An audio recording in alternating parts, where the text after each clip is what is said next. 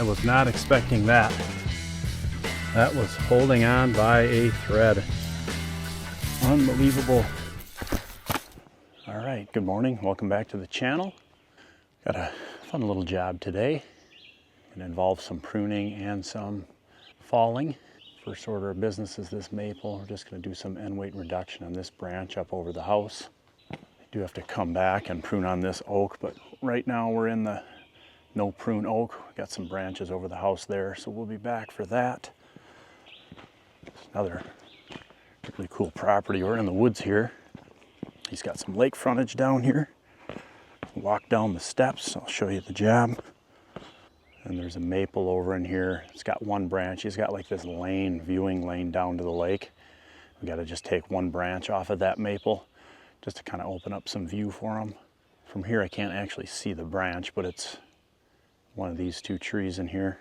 The main portion of the job is this kind of leaning maple tree. I'm not exactly sure what my plan is on it. I want to go see where the end's going to lay out. I might just fall it. He is okay with some collateral damage on these white pines. I talked to him about that.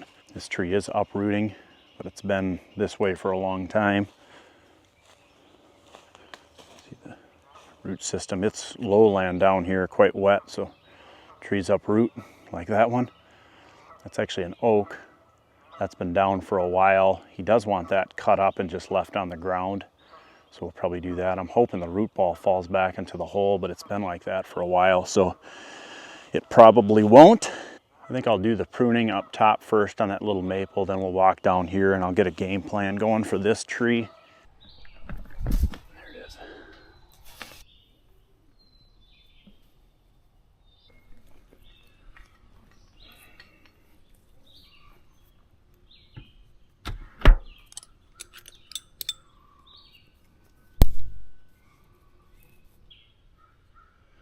I was wanting a double hand ascender. I know it's kind of bulky to keep up, but just to kind of mitigate the force on mostly my thumbs, been having issues, I think, with just death gripping the rope.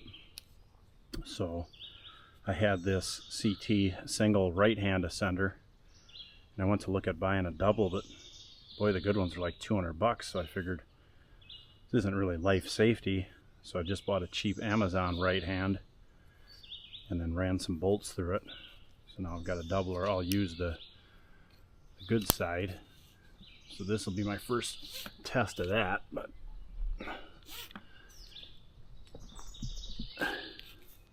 should work out just fine.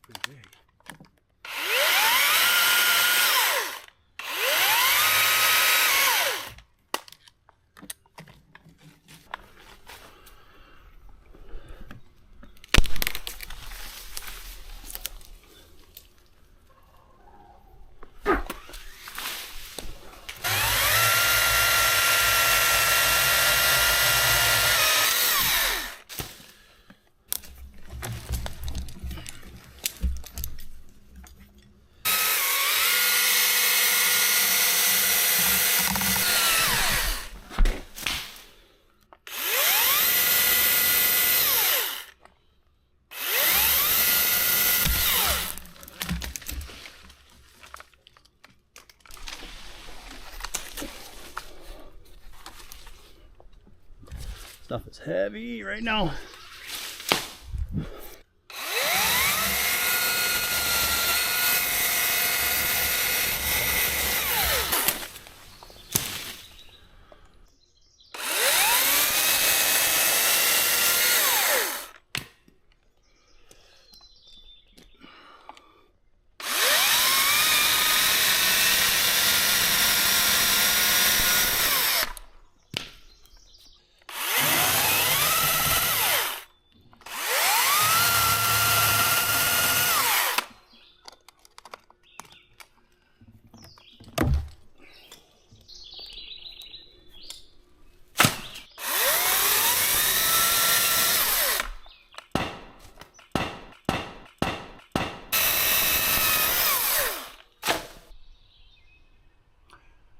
Yeah, here's this maple tree, and we're just going after this one branch.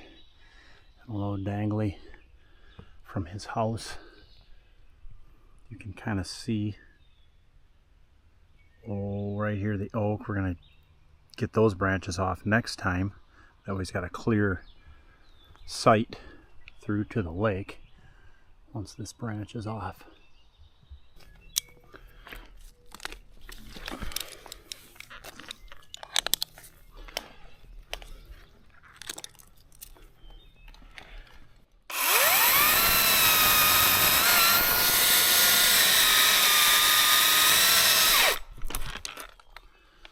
Close up on me on that far side.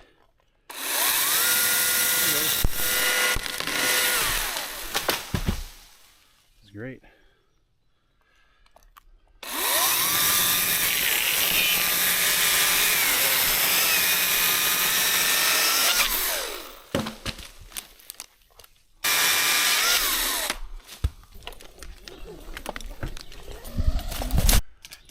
I don't know, right now I'm thinking, as fun as it would be to climb this maple, this next one, I don't really think there's a good reason to. This stick will lay down real nicely just to the left as we're looking at it to this larger maple. That was the one I was just in, took that branch off. And this stem is leaning, I can get it to drop into this hole on the right side of that big maple. And I bet we only lose 5 or 6 little pines out of the deal. Thing I am noticing now is this maple is wrapped to the stump side of this larger white pine. It's still going to go, but it's probably going to ride that tree all the way down. Can you see that up there? I'll zoom in.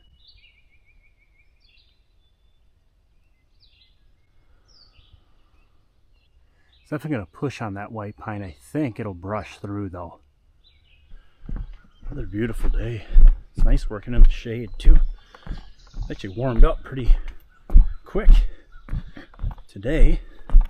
It's supposed to be pushing 80 degrees. That's hot for a Midwest boy. So plan will be send this to the left of the maple. I'm hoping it gets out of that larger white pine okay. It is kind of swooped into there, but it should kind of break off and push past. And then we'll send this back lead into this hole here. And that should go just fine.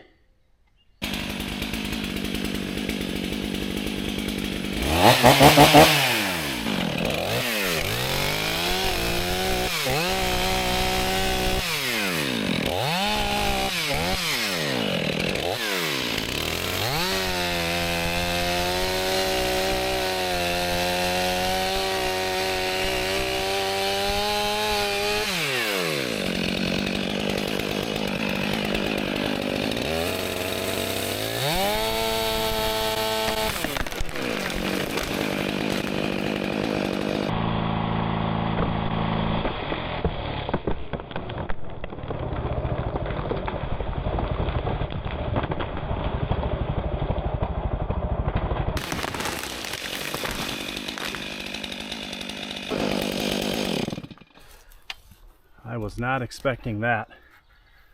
That was holding on by a thread. Unbelievable.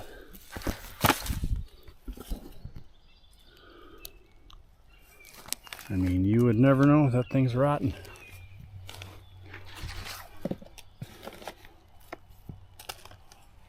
So I barely got an undercut in. I was going to go snip the sides. well, obviously, as you saw, and this side popped right off on me.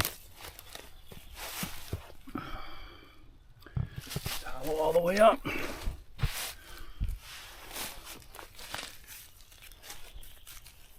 Fared good though. We did take a few branches off of this tall white pine, but the top's still in play. That's good. Actually, we saved out these. That one turned out really good for what happened there. Yeah, a couple branches. It's funny because I did a shallow face, so I never even got into the rot, so that didn't dawn on me. Let me just pause here real quick and explain what was going through my head while making this felling cut. My intention was to do what I consider a modified Coos Bay. So this is where I put just a baby face cut in the thing, snip the sides in real hard, and then go into the back, basically snap the tree and leave a post in the middle. Traditional Coos Bay, from the way I understand it, is basically how I did it, less the face cut. But I seem to like putting a face cut in most of the time. Now, a lot of guys would have done a bore cut, which would have worked just fine here too, most likely. So as you saw, I put the baby face cut in, and I went in on my initial side, and of course, as you saw, the tree just popped off, and basically the only thing holding it on was the post wood on the right side as you're looking at this frame right now. I did not anticipate this tree being as rotted as it was in the middle. I thought there'd be some, but definitely not this bad. So let this be a lesson to us. You always got to be aware of what's going on. Definitely don't go under a leaning tree, especially after you've put a face cut into the thing like I did here. So it all worked out. The tree laid in well, and actually it turned out really good. We were able to minimize damage to the many of the white pines there on the forest floor here. Nice. All right, hopefully this one's a little bit more predictable.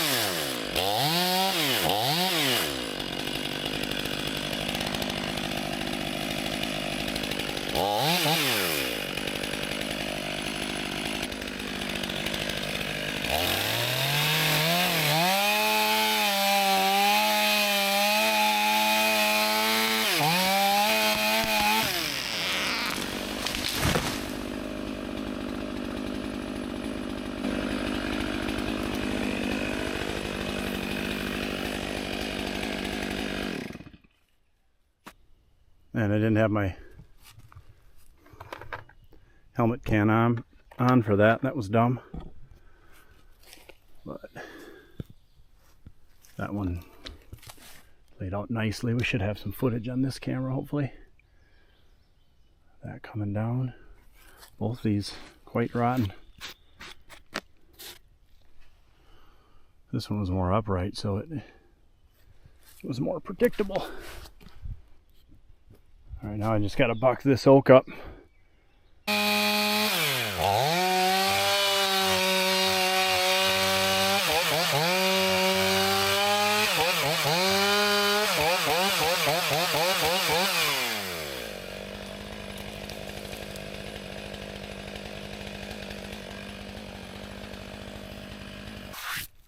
Based on my research, and you other tree guys, please correct me if I'm wrong, but a red or black oak that's infected with oak wilt fungus will exhibit in the cambium layer some black, basically fungal growth spots. I don't see any on this one.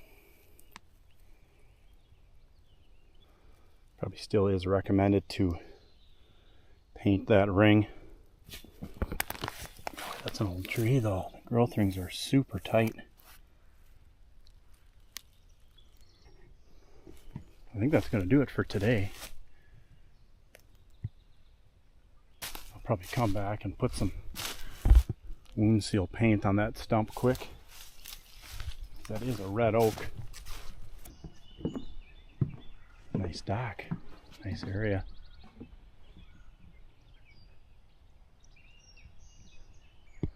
Got a birch snapped off and into the water. Nice little woods, nice little secluded area here.